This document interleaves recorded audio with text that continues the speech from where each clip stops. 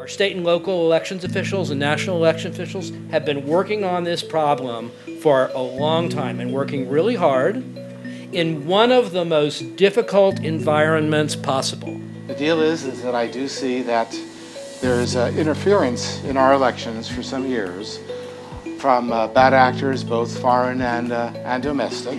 The adversary will use whatever means needed to achieve their goals. If that's a disinformation campaign, they'll use that. If it's a cyber attack, they'll use that.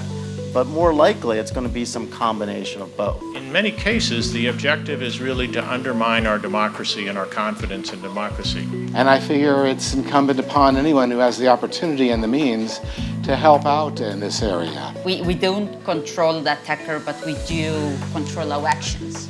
And that's the goal behind the Cybersecurity Toolkit for elections, to give elections bodies an opportunity to make their elections as secure as they can be by doing basic hygiene measures without having to spend money for the tools. A lot of folks are just intimidated by the whole notion of security. With a painless introduction, if they're not intimidated, then they can do basic things. Right? As a security community, I think we made it too complicated for everyone on how to secure their systems. But in the toolbox, you are not going to hear these technical terms many times. We try to sort of take the technical jargon away and try to simplify it so that people are not scared of implementing basic cyber hygiene practices.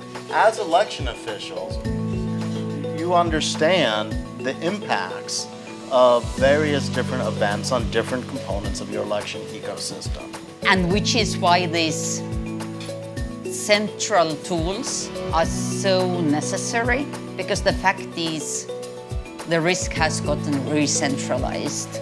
So it's a super hard problem. The real credit goes to those elections officials that are doing this day in and day out. And they need our help.